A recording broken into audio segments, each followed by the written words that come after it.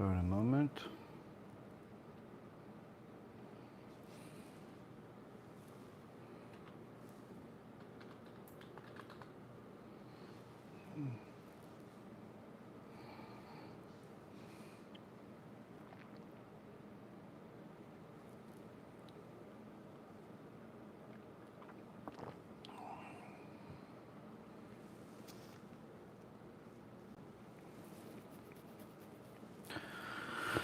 Okay. Let's see.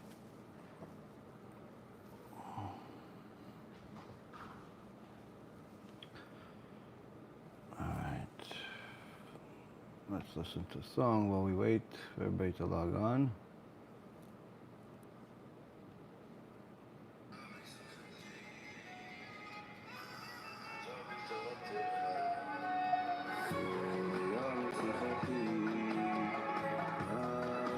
תורתך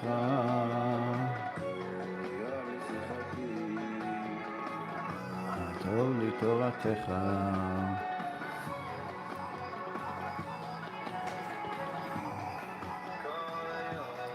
שיחתי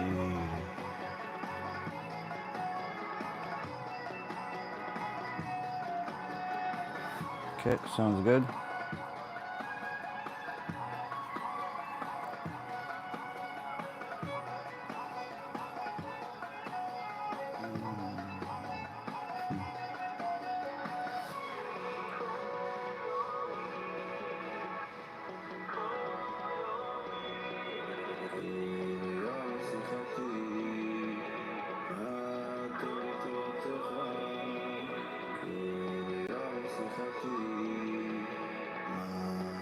Thank you, Ramesh, Sarah, Rosalie.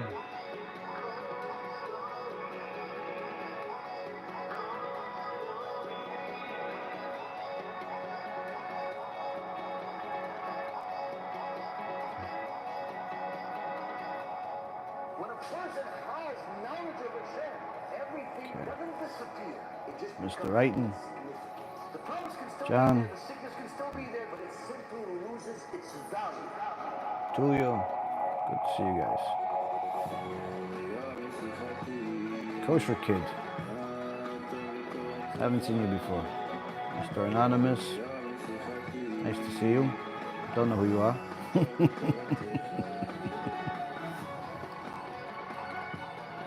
No, the Torah does not support that community. No. It's antithetical to the Torah.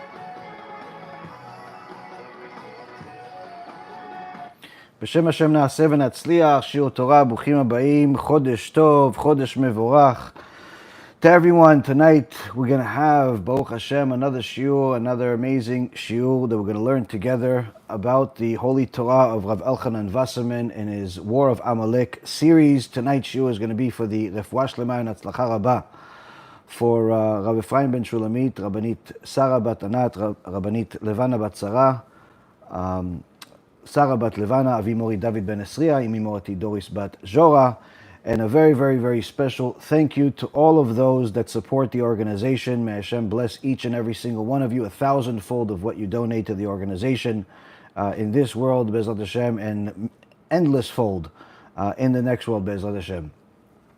Appreciate everybody donating and supporting, and BeEzrat HaShem, more of you will do that as well, especially in the campaign that we have right now in the for the Shavuot to help poor families in Eretz Yisrael.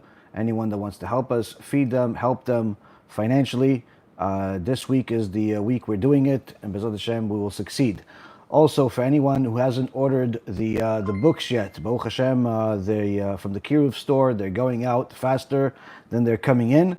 And BeEzrat HaShem, there's a lot of orders. So if you have ordered yet, Chazak u'Baruch, you'll get it. Don't worry. If you haven't gotten it yet, you'll get it. If you haven't ordered yet, order as soon as possible because supplies run out eventually. So you have an opportunity to go to kiruvstore.org, order the new books that we have over there, the Anti-Manus book, the books that we have of Rabbi Ephraim. BeEzrat HaShem, we'll have some more stuff on the store very soon. So you could order as soon as possible. And of course, the best thing to give to your community are these Kiruv cards that we have, Tikkun Abrit cards. It's simply, from my perspective, it's the best investment in the world. That's why we keep doing it. It's cheap, it's efficient, and it gets results. Literally, you can get a box of them. It only comes 10 in a box. You put them in 10 different locations, and literally you can get, I would say, no less than 20 to a couple of hundred Baalei Tshuva from each one of those boxes. So people that have a sechel literally will make it part of their day-to-day and order as many of those as possible because they're effective. They help people. And they also promote our, aside from the film of Tikkun Abrit, they also promote the AI Rabbi app that you can download and subscribe to at airabbi.org.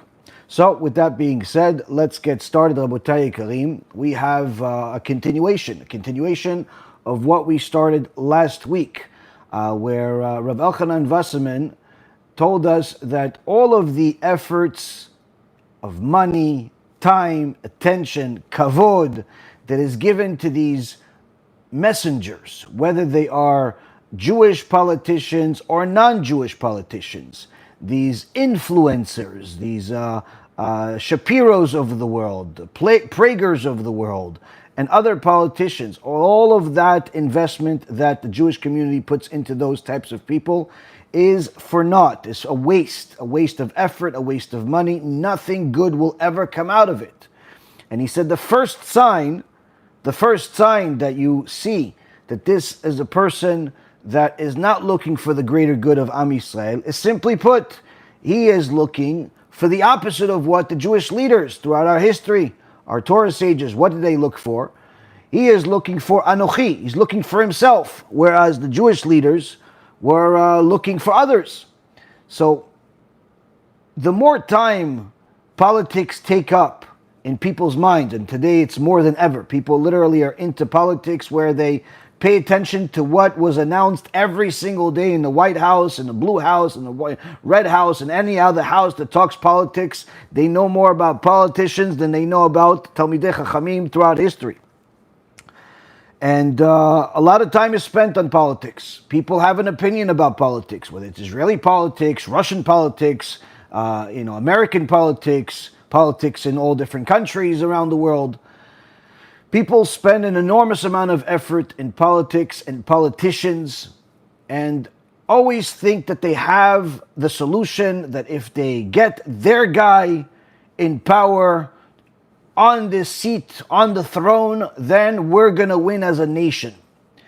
And the truth is, it's surprising to those people when they hear how Rav Elchanan Wasserman and other great Torah sages completely rejected the proposed benefits to be gained from these politicians, Jewish or Gentile.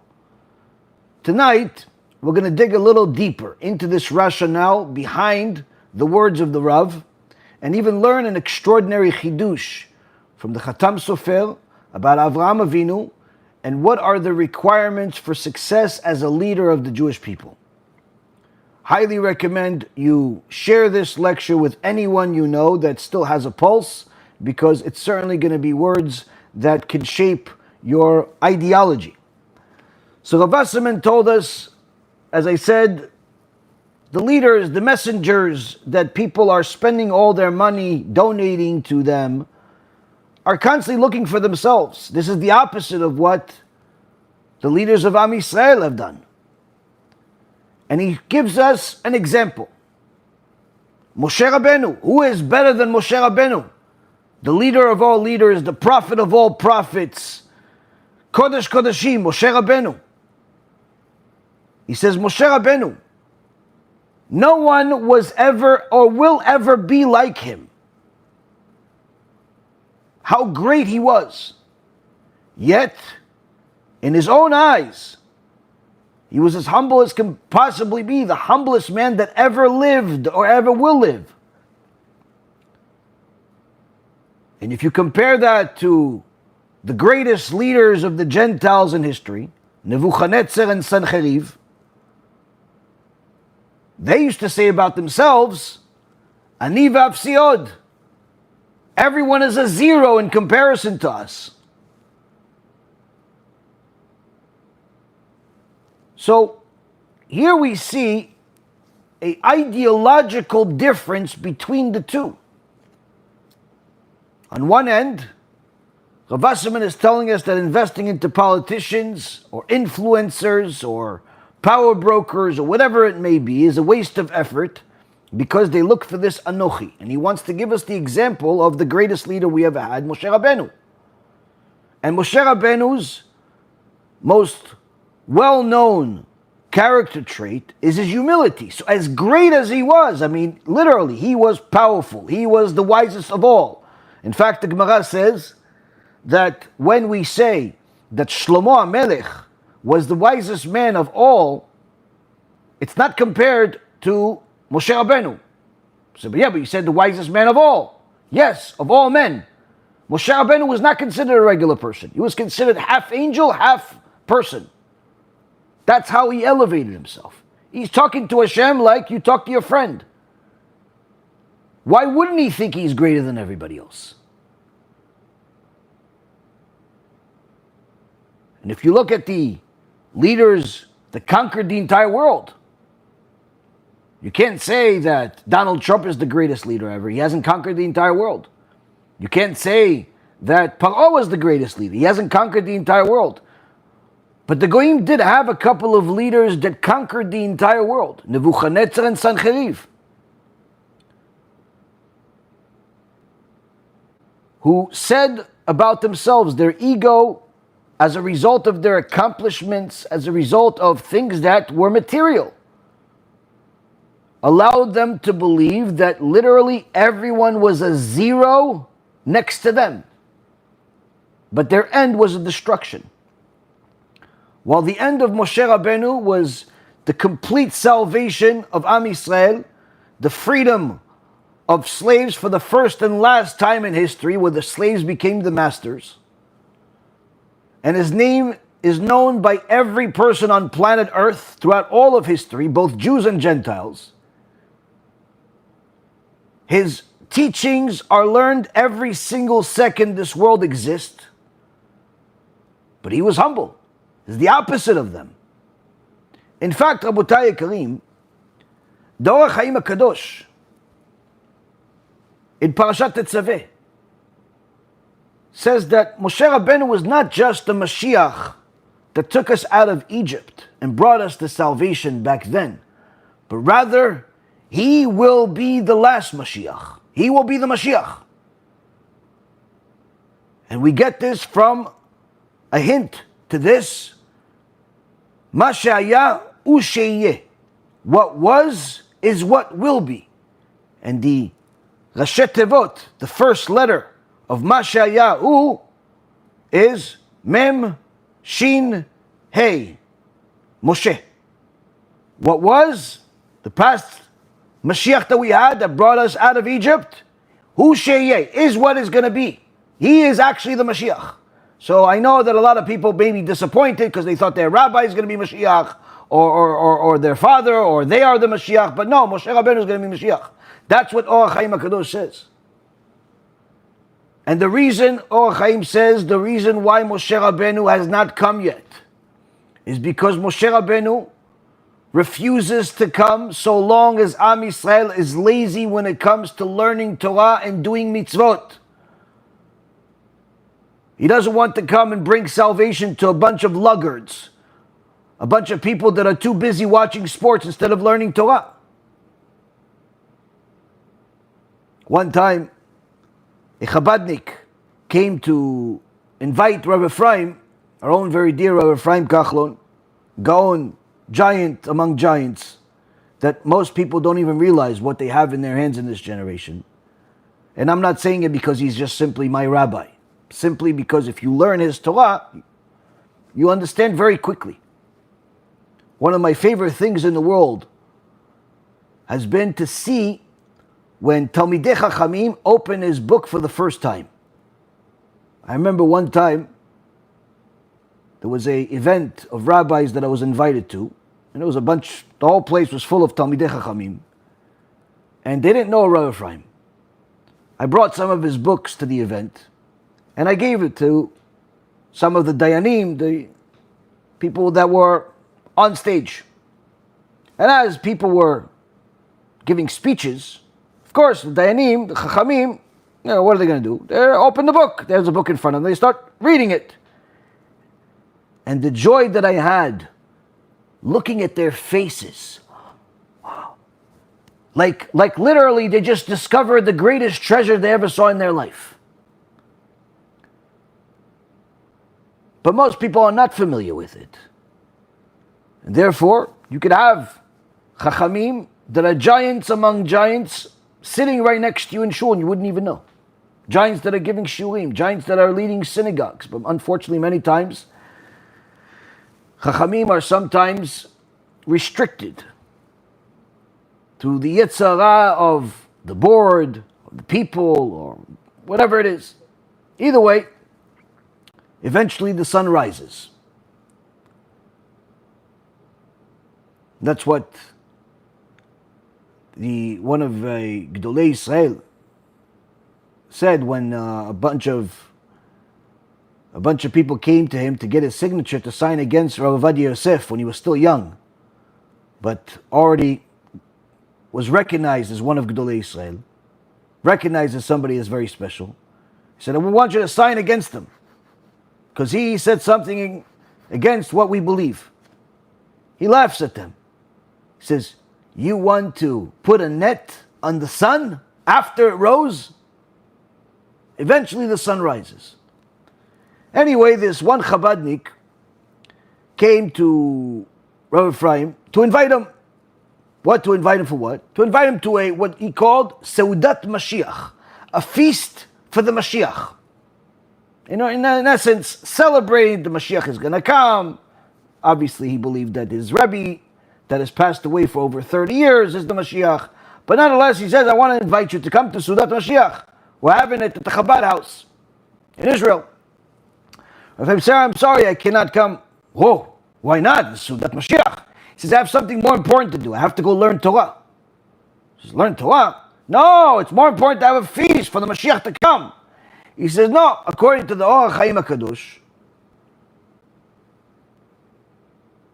and according to the Gemara, and according to the Zohar, and according to every major posek in the history of Am Yisrael, there's nothing greater than learning Torah. And in fact, since the Mashiach is not going to come until we learn Torah properly, I have to go learn Torah to bring closer to the Mashiach. The Orach Chaim HaKadosh says, Ma shaya hu sheyeh. Moshe Rabbeinu is the Mashiach. And he's not going to come until we start learning Torah more seriously, instead of having, other things like feasts. So this Chabadnik got upset. No, why did Orach Chaim say such a thing? Mashiach is never going to come then. Rabbi Chaim says, listen, I didn't say it. Orach Chaim HaKadosh said it. You have a problem, you go to the Orach Chaim HaKadosh. I don't know if you want to deal with him, because he wrote in his sefer called Brit Toar, in Ilchot Tolaim, that anyone who rejects his words, not for the sake of heaven, meaning just because they want to disagree, they want kavod, not for the sake of heaven, he says, I will personally have to deal with them. They'll deal with me as I will uproot them from the world and annihilate them. This he's talking about after he passed away already. So you want to mess with Orach Chaim HaKadosh, disagree with him, go ahead, have fun. The Chabadnik wasn't too happy, but he didn't have much to say. Reality is, sitting and learning the Torah is much more important. And Moshe Rabbeinu, his humility was beyond anything that we can possibly comprehend, as the Midrash says, that it wasn't just his humility next to the greatness of his brother Aaron HaKohen, who himself was also very humble, despite his greatness. His humility was not great only next to, let's say, Yoshua ben Nun, whose humility was also unbelievable.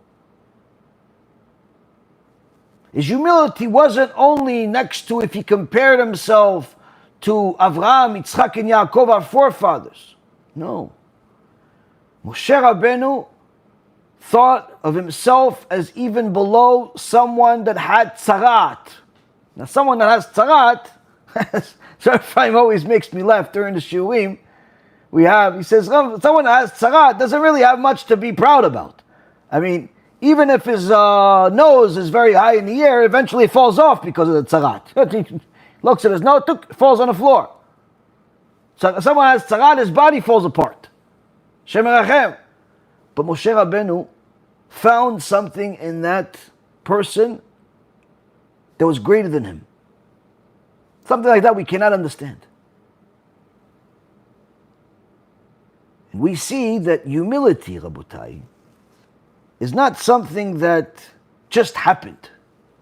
Rather, Rav Elchanan Wasserman says, this is the main condition for a leader of the Jewish community to succeed.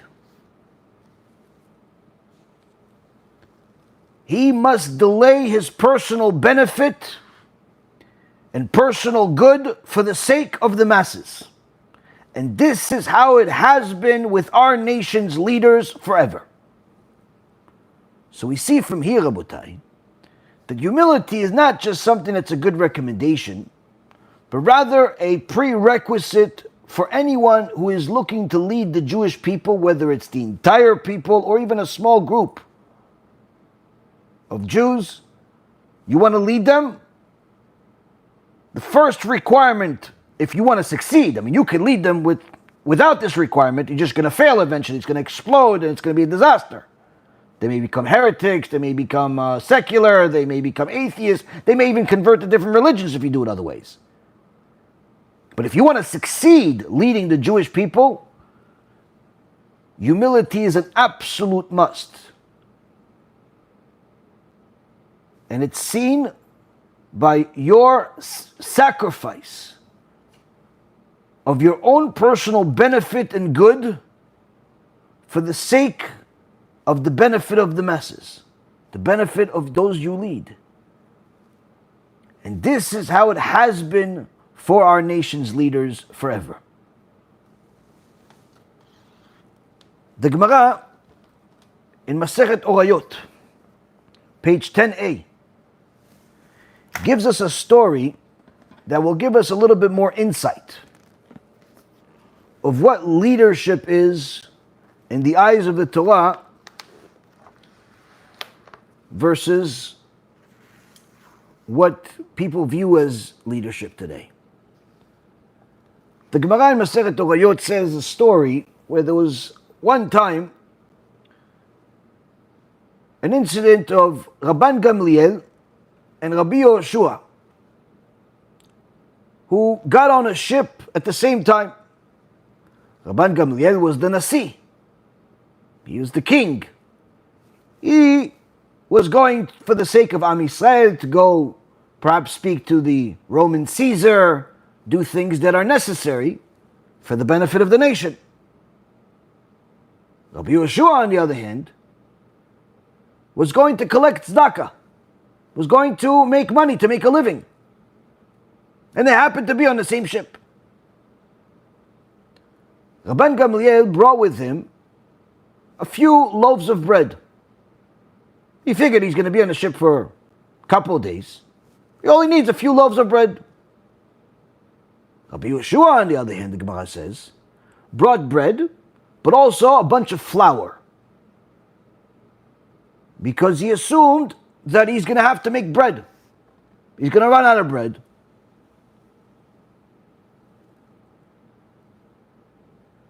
And to just bring more bread is not a good idea because it'll get moldy, whereas flour stays fresh and you could make bread later on, even if it's a week later.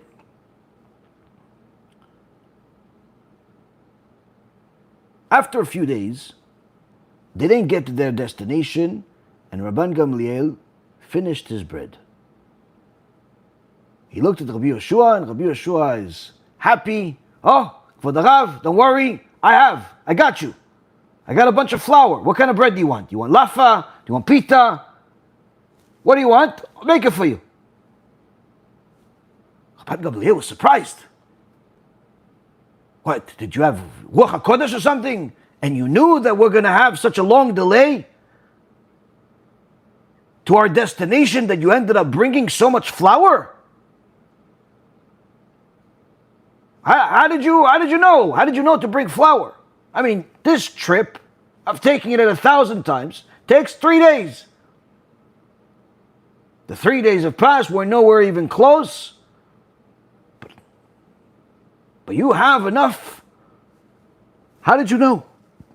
This, as a side note, shows that even the Tanaim, who were able to resurrect the dead and certainly had Ruach HaKodesh, show that Ruach HaKodesh doesn't work on demand, where whenever you want it, you have it.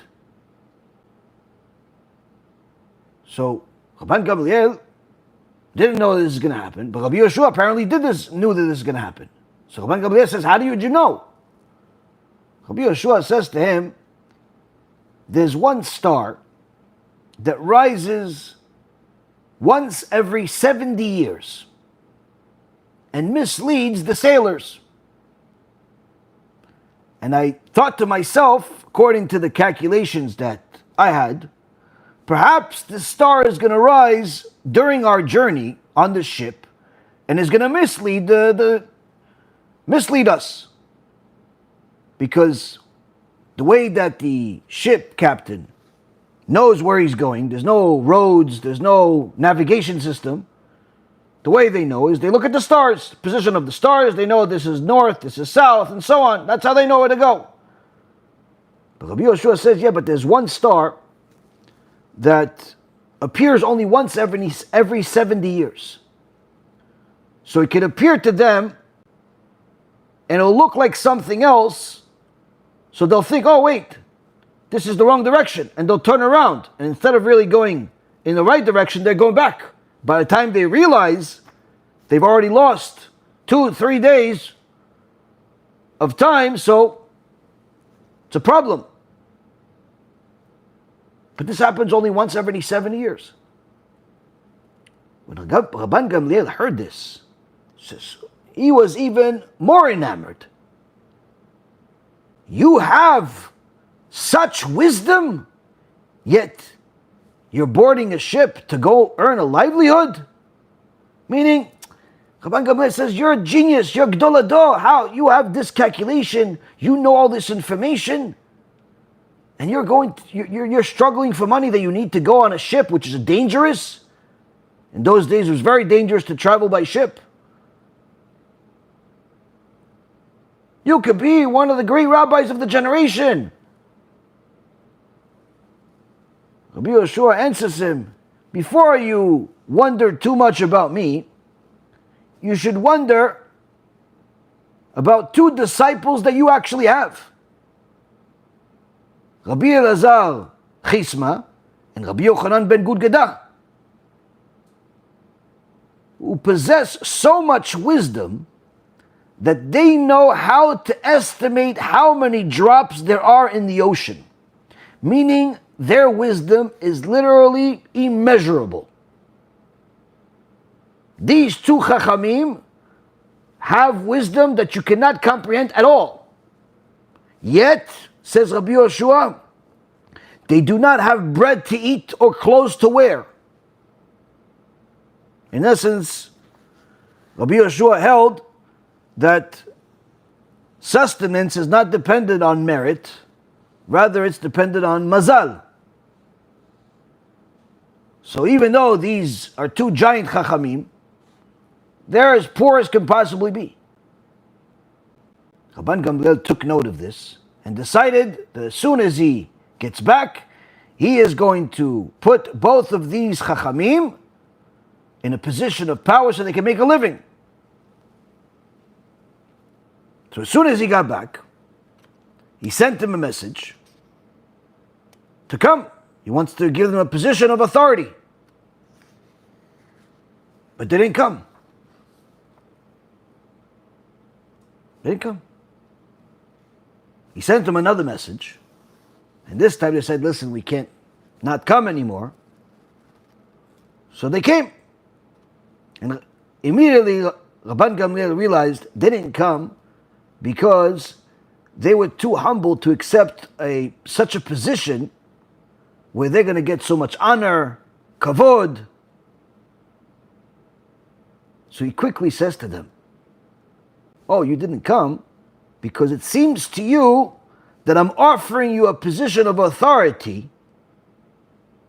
That's why you didn't come at first. And you're fleeing from honor. But that's a mistake. I'm offering you servitude is what I'm giving you. Being a leader of the Jewish people is not honor. It's servitude. As the Torah says in Sefer Melachim, in the book of Kings 1, chapter 12, verse 7, they spoke to him saying, if today you become a servant to this nation. What is this about? After Shlomo HaMelech died, the people came and they wanted his son, who became the new king, Rechavam, to lower the taxes. So Rechavam went to the Chachamim, said, what should I do? And the Chachamim told him, be a servant to the people. Help them, plead with them, humble yourself. If you have to lower, lower, yes, whatever is necessary to help the people. Rechavam also went to the politicians. He went to Shapiro and Prager and the rest of the missionaries. And he asked them, what do you think I should do with the people? And they told him, no, you want to lead? You want to be a leader and not everybody always thinking about your father, Shlomo, he's the son of Shlomo, but you want to be somebody that everybody remembers? Be bold, be strong, be tough with the people. Tell them that if they don't pay these 150% tariffs, no more trades. And Rechavam, unfortunately, listened to the politicians. And what happened? This opened up the door of opportunity for Yerovam ben Nevat, who was a great chacham but a big rasha, who became a king, empowered himself, and the kinghood of David was broken into two. Many followed Yerovam ben Nevat, and eventually he led them to idol worship. So Rabban Gamliel says to the Chachamim, you think that being a Jewish leader is honor? It's servitude. It's servitude. Now, when you see what Rabbi Yehoshua said about the Chachamim, you see also a little bit of a difference from where they were and where we are today. What did Rabbi Yehoshua complain about that they don't have? They don't have food to eat and clothes to wear. It's not like today where kid says, Ima, I'm hungry. Okay, hungry. Go. There's a bunch of things in the fridge. There's a bunch of things I cooked today. Kid looks at the fridge, closes it 2 seconds later. Looks at the pot, the brand new food she made. Nah, it's no good. This is not food. I'm going to order pizza. I'm going to go eat some shawarma. There's no food here. No, there's a lot of food. I just cooked. No, it's not food. People sometimes are spoiled. And if it's not the food that's particularly in line with their taste buds, it's considered nothing. Chachamim also said they didn't have clothes. It's not like today where you have an event, a simcha. It's coming up in a few days. And all of a sudden you see your wife is upset, full of anxiety. Honey, what's wrong? What happened? The kids okay? Yes, they're fine, they're fine. Your parents are okay? Yeah, they're fine. What's wrong then? What's wrong? Why? No, this simcha, I don't know, I'm stressing out. Why? Why are you stressing out? It's not our simcha. We're going there. All we have to do is show up, eat, say mazal tov, that's it. No, I have nothing to wear. No? You open the closet, literally, it's Macy's. 500 dresses of every single possible color. But she says, I have nothing to wear. Nothing to wear. Why isn't this good? No, I wore this once. When did you wear it? Last year in the Simcha of such and people saw me in this dress already. Oh, so it goes bad after one-time use? It's disposable? What about this one? No, this one, I wore it already to Simcha. That one? No, that one is my Shabbat dress. That one? No, that one is only for bar mitzvahs. That one? No, that one is for graduation. Yeah, but all of our kids are little. They're 5, 6, and 7 years old. What graduation? Of what? Of kindergarten? No, graduation from yeshiva. Oh, so this dress is for 20 years from now?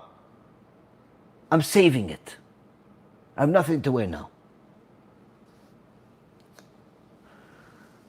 Rabotai Kareem, times have changed, but sometimes if we don't acknowledge that we have to change, then we repeat the same mistakes. Rav Wasserman is telling us that the leaders of our nation over the generations knew that in order to succeed, sacrifice for the sake of the people is a prerequisite, no different than breathing every day. Now each person that says, we have a leader in our community, we have a board of directors, we have a rabbi, that's great that you have all of those things, but what defines their leadership? Is your definition of leadership because they have that position, that they sit on the stage during the speeches? Or is it because they're the ones that make the most sacrifices for the sake of the people? Are they making sacrifices for you? Or are they just simply writing the checks for whatever they please? On the other hand, says Rav Wasserman, if you look at the politicians, you look at the influencers who roam freely, meaning they do whatever they want. They do it for their own benefit, meaning their leadership is not for the benefit of the people. The reason why they're a politician, the reason why they are a news anchor, a leader of some kind, why? It's not because they want to help the people like they say in their speeches. It's not because they love the people and they're sacrificing everything for the people. No! It has nothing to do with it. It's for themselves. The whole thing's a show of saying that it's I'm doing it for the people. No, it's for their own benefit. And if you compare these people to the real Jewish leaders throughout history, they do not size up to even the smallest of the small leaders we've had, says Rav Wasserman. Because the politicians do not sacrifice any of their own joy or lusts and desires. They're not willing to sacrifice anything and would never sacrifice themselves for the sake of the good of the public. Rather, the opposite is true. The benefit and the good of the masses gets deferred and disregarded for the sake of the politician's intent and interest. So what profit can you ever get from such messengers, from such leaders, who always are the usual suspects of being the ones who sold out the masses for their own gain? These are the words of Rav Elchanan Wasserman. This is the rationale behind why it doesn't matter who the leader is, whether he's Jewish or not Jewish, religious or not. If he is not acting, living, breathing, da'at Torah, even in his role of leadership, then he's simply doing it for his own interest. And a politician's a politician. He'll sell out the whole country for the sake of his chair. And as they say, before the elections, Even the walls talk to you. Why? Because before the elections, there's so much advertising and marketing. Every wall is full of posters. Vote for me, vote for me. The other guy is a bad guy. I'm the good guy. Every wall has these stuff. Today it's text messages, emails, news, everything. The walls are full of it. Even the walls are talking to you, telling you who to vote for. After the elections, though, all of those promises that they said, all of a sudden you see, no, they didn't happen. So you ask them question, hey, listen, Mr. Politician, Mr. President, Mr. Official, Mr. Board Member, remember you said, talk to the wall. Before the election, the walls are talking to you. After the elections, talk to the wall. And that's all due to the fact that leader from the perspective of Torah is someone that's willing to sacrifice the most. In fact, Chazal tell us that if it wasn't for Moshe Rabbeinu, Am Israel would still be in Egypt as slaves until this day, 3,300 plus years later. Why? Because no one was willing to die for Am Israel until Moshe Rabbeinu came.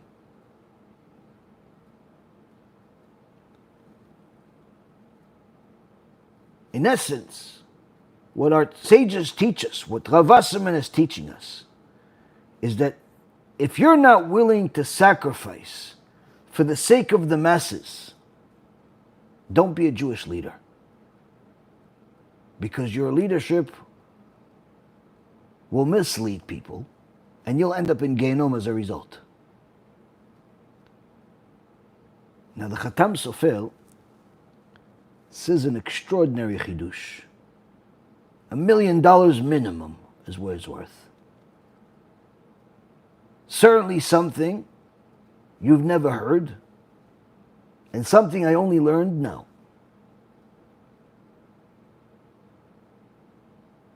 Khatam Sofer, in his introduction to his Sefer, in Yoreh De'ah,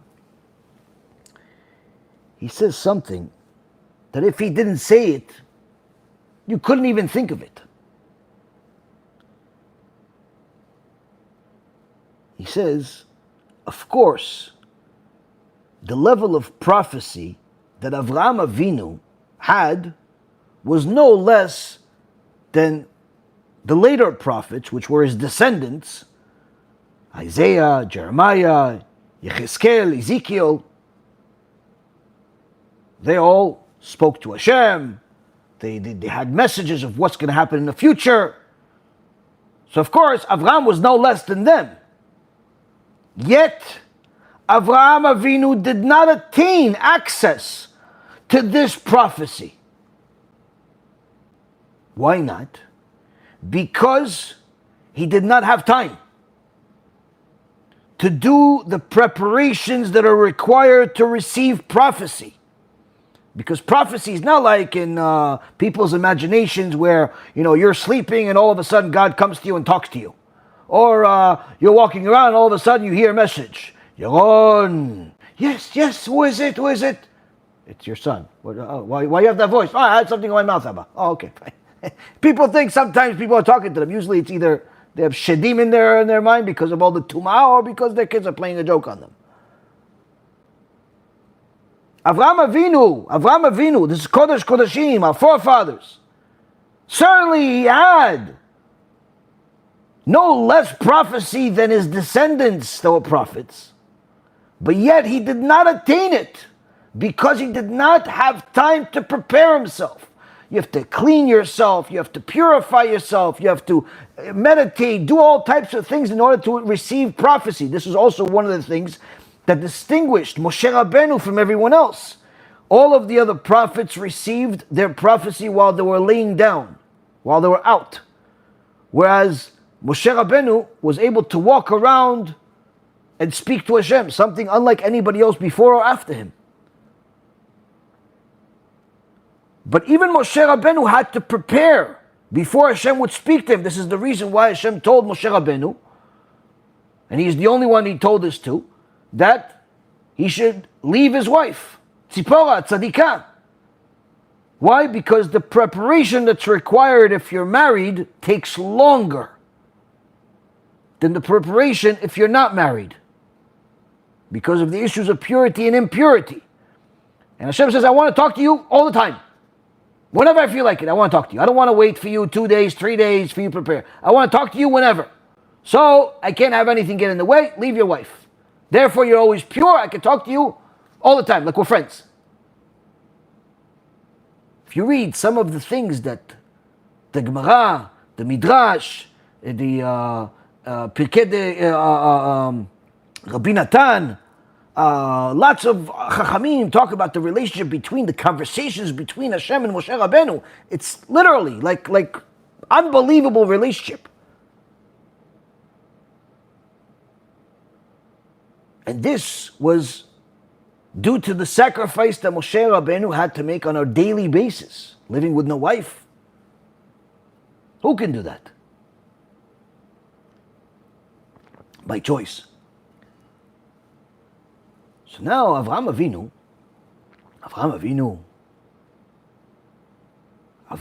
Oavi, Avraham my beloved, as great as he was, and the access to prophecy that he had, he did not attain it because he didn't have time to prepare himself.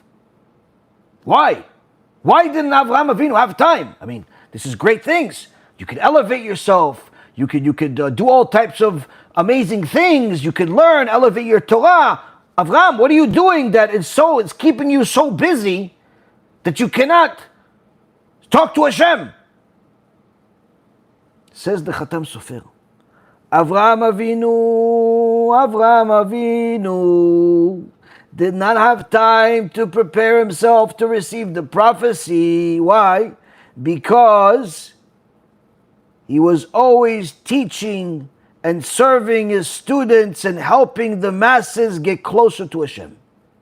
In fact, even when HaKadosh Baruch Hu himself came to speak to Avraham Avinu, in the middle of the conversation, in the middle of the prophecy, Avraham Avinu says, 1 second, Hashem, I got 3 guests. I have 3 Arabs that came to me. He didn't know they're angels. He thought they're 3 Arabs. They could have been Hamas. They could have been Palestine. They could have been whoever. Oh, it can't be Palestine. They weren't existent back then. And today they don't exist, just imaginary. But nonetheless, could have been somebody. Hashem, 1 second, I got to go attend to these guests. You're talking to Hashem, the King of Kings. Ishtabach Shimon Ad. What are you doing? Somebody's in the middle of a conversation with their boss that gives them $15 an hour, they won't walk away.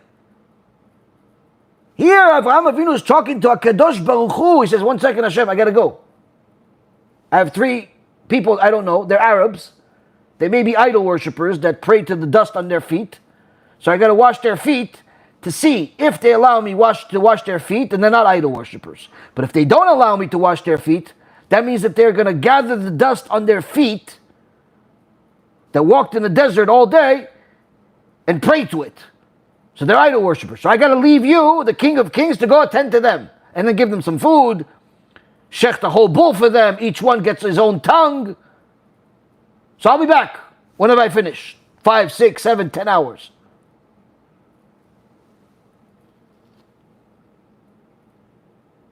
Avraham Avinu paskined that it's greater to host the guest in order to get them closer to Hashem and do kiruv than it is to speak to HaKadosh Baruch Hu himself. Where did Avraham Avinu learn that? From Hashem himself. From Hashem himself. How so? Hashem obviously knew that he was going to talk to Avraham, but it was possible that Avraham is going to go leave to go attend to guests like he does every day. So what did Hashem do? He took the sun out of its shell to stop guests from coming. So even Hashem paskins the same way as Avraham Avinu, that if guests come in the middle of our conversation, in the middle of the prophecy, Avraham is going to have to go. So let me just stop the guests from coming by putting out the sun so nobody's coming. And that way me and Avraham can have a chavruta. That's where Avraham got it from. Avraham's wisdom was beyond comprehension. Already at 3 years old, he knew more than we could ever imagine in our wildest dreams.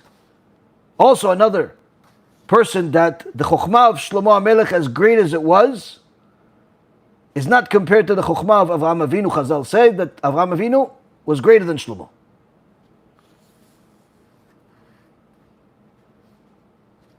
Avraham Avinu, with all of his greatness, decided that in order for him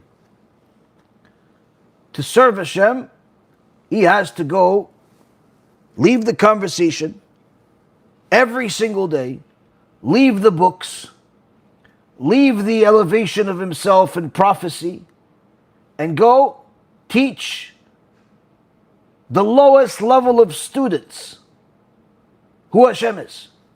That's what the Khatam Sofer says. He says he didn't have great students that were extraordinary Talmidei Chachamim. No, he's telling them, listen, Hashem. Oh, you mean the idol? No, not the idol. Chamor, not the idol. Hashem. What's Hashem? What's Hashem? Hashem, the God. God is the one that created the world. Not the idol. Idol, you made it. You bought it from Walmart. That's not God. That's nothing. That's garbage. Hashem, He created the world. Okay? Say thank you, Hashem. Okay, thank you, Hashem. Buy a t-shirt from BeEzrat HaShem shop. Says thank you, Hashem. Okay, I'll buy a t-shirt. Buy a cup. Says thank you, Hashem. Okay, I say I'll thank you, Hashem. Okay. Next day, all right, now we're going to learn Aleph Bet. That's the language that Hashem created the world with. He took these letters and He created the world with them. Aleph, Aleph. Bet, Bet. Gimel, Gimel. Dalet, Aleph. No, not Aleph. Dalet, Dalet. Teaching them Aleph Bet. He's dealing with people that are full of immorality. Hey, Rabbi, listen, I love you and everything, but I need help. What happened? I can't stop wasting seed. I can't stop cheating on my wife. I can't stop stealing my business. I can't stop driving on Shabbat. That's who Avraham Avinu is dealing with every day. He's dealing with idol worshippers, with immoral people. He's dealing with people that are clueless about Hashem. That's who he's busy with. And that's who he decided to leave prophecy behind for. That's who he sacrificed everything for. And therefore, says the Khatam Sofer, Hashem in His goodness says that it's not possible for Avraham to lose out in attaining a higher level of prophecy as a result of his sacrifice for my children, for my creation. He is my servant. So there's no need for preparations. What does that mean? Hashem, Ishtabach Shimo La'ad, says, Avraham Avinu, Avraham, my child, Avraham, my son, he doesn't need preparations. I'm going to him. All the other prophets had to prepare to speak to HaKadosh Baruch Hu. Sometimes for a few days, longer, all types of meditations, readings, elevations, all types of words. Avraham Avinu, no preparation. Right now, he just finished making some shish kebab for a few Arabs that came to him. So a few times, okay, he got this guy to say Birkat HaMazon. This guy, he said Shema Yisrael. That guy, he's still working on Aleph Bet. He still has a little bit of the sauce on his hands. He's telling Sarah, Tzadikah, Sarah Imenu, Sarah, make some cakes. We have some guests. Right now, Avraham still has the apron around him, running the house. Hashem says, I'm going. Now I'm going. Yeah, but he didn't prepare. No preparation for Avraham. Why? Avraham cannot lose as a result of serving me, as a result of his sacrifice for my children. I'm going to Avraham to go and tell him my plans with Sodom. Because it cannot be that since such a tzaddik, he's such a tzaddik that he would lose out as a result of his inability to elevate himself, to learn more Torah, to pray even more, to have He can't do it, not because he's playing basketball, not because he's sleeping all day, not because he wants to watch the stock market. No, he can't do it because he's constantly toiling and getting my children to do tshuva. He doesn't have a minute to breathe. There's a new message coming every second. There's a new person. There's a new problem. There's shlom bayit issues. There's avodah zarah issues. There's all types of non-stop people are coming to him. That's the reason why he can't. So I'm making an exception for Avraham Avinu. No preparations needed, Avraham. I'm coming to you. I'm going to tell you what I'm going to do with Sodom. I'm going to tell you the whole plan. I'm going to tell you the whole prophecy without any necessity for you to prepare, because you sacrifice for my children. You are my beloved. We see here, Rabotai, so many things. First and foremost, we see that anyone that makes a sacrifice for the sake of getting Am Yisrael closer to Hashem, for the sake of getting the world closer to Hashem, closer to His Torah, will never lose out as a result of it. It's not possible. It's not possible for them to lose out as a result of real sacrifice. Whether it's major sacrifice in donations and support, or time, or teaching, or effort, whatever it is that you make as a major sacrifice for the sake of HaKadosh Baruch Hu's children, you will certainly never lose as a result. Impossible. Even if it's a prophecy that all other prophets were required to prepare themselves. There's Chachamim that have written about prophecy. I believe it was Rabbi Chaim of Volozhin has in his Sefer the entire roadmap of how to attain Ruach HaKodesh and even prophecy, what you need to do at each level of preparation. Literally, instructions. Just like when you buy Legos, they give you, okay, step 1, take the Lego out. Step 2, get these pieces. Step 3, take these 2 pieces put together. Step 4, Rabbi Chaim Volozhin has literally a step-by-step process of how to attain prophecy, how to attain Ruach HaKodesh. When a person learns even the first step, they realize, okay, it's pretty much bitul Torah for me to learn any of the other steps. I can't even do the first step. All of the prophets had to do this. Avraham Avinu? No. Why? He doesn't have time. What do you mean he doesn't have time? Not have time? Tough luck. Not tough luck. He doesn't have time because he's answering WhatsApp messages for broken houses. He's answering WhatsApp messages for people that are addicted to pornography. He's answering, he's dealing, he's calling, he's going to people's houses. He's doing whatever he possibly can with all of his time to publicize my name. That's why he doesn't have time. You want me to judge that my son, my beloved, is going to lose as a result of sacrificing his time, his effort, his benefit, his good for the sake of my children? No, opposite. He is my beloved. He is a true servant. So the first thing we see is that you can never lose as a result of sacrificing for the sake of kiruv, for the sake of publicizing Hashem's name. Number 2, we see who Hashem calls His beloved, who Hashem favors. Number 3, we see the clearest difference you could ever imagine that distinguishes the Jewish leaders that follow the Torah and everyone else. Jew or Gentile leaders, doesn't make a difference, that are following politics, their own opinion, popular opinion, votes, likes, favoritism, all of the different things and motivations that drive people. Money. Literally, you see that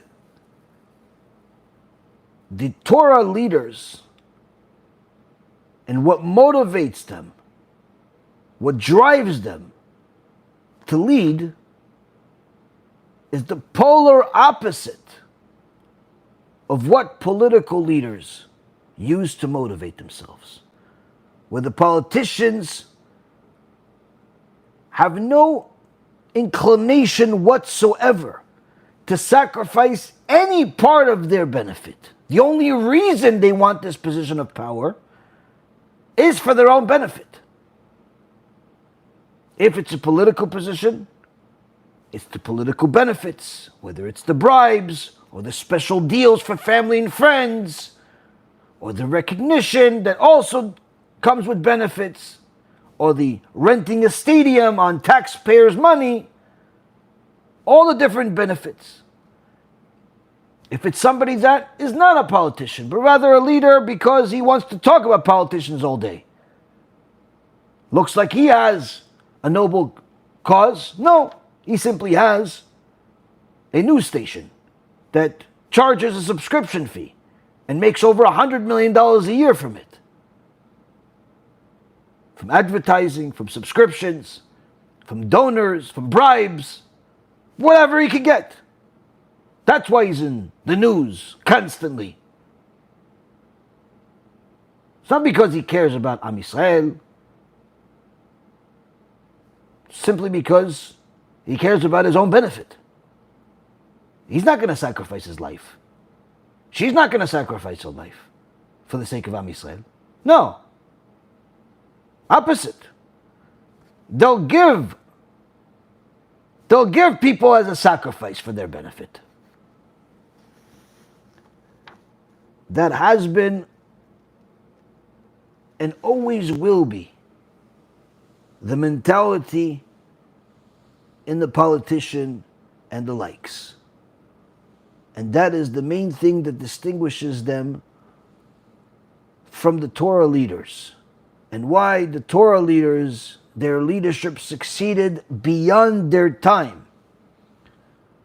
Whereas the others, the moment they're out of people's sight, they're out of people's mind, and they cannot get out of people's memory fast enough. People cannot wait to forget about them.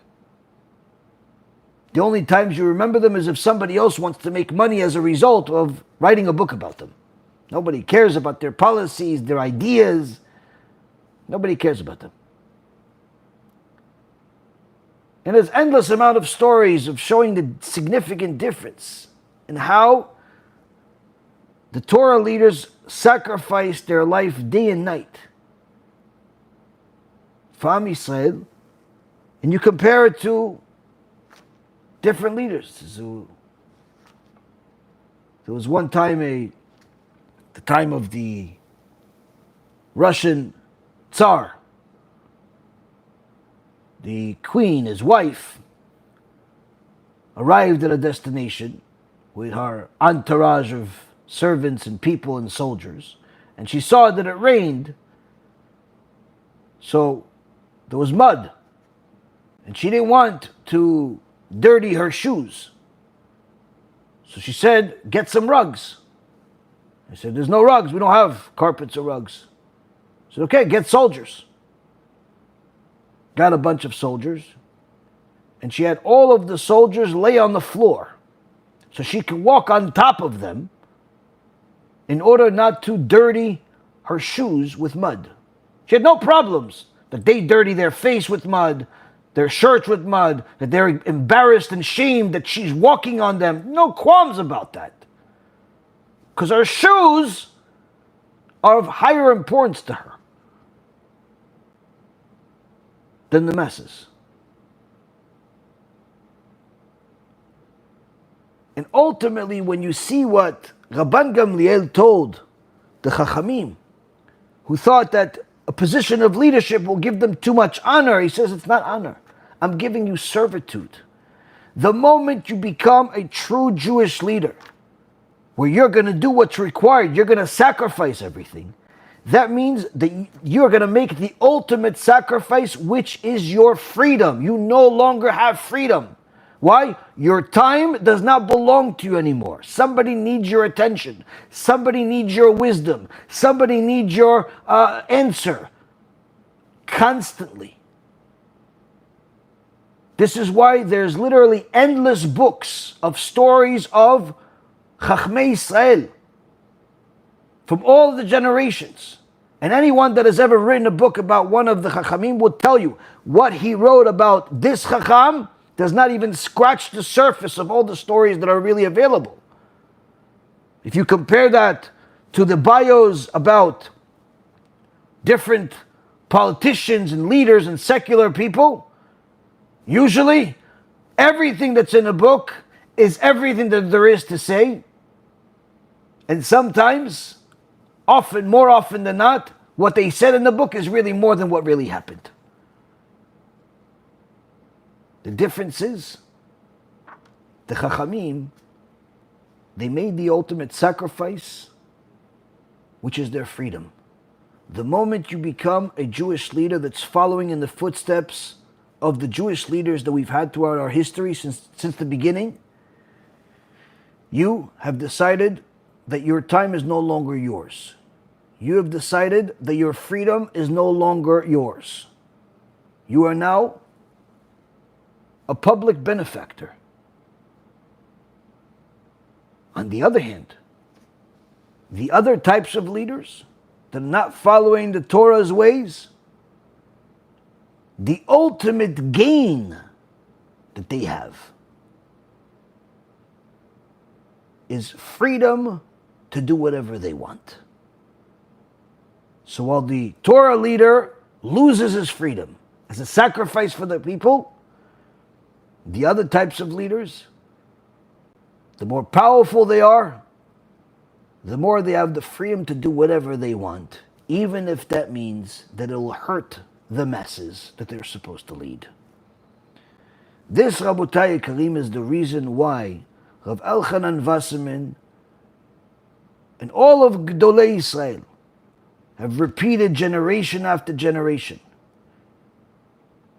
If you want to go in the right direction, you follow Gdolei Israel, because they are Da'at Torah. They are the truth of the Torah. They'll tell you right or left. As Rabbi Akiva said, they are Am Yisrael, they are Am Yisrael's wings. Am Yisrael is the dove, they're the wings. Without the wings, we crash and fall. Shem Elohim.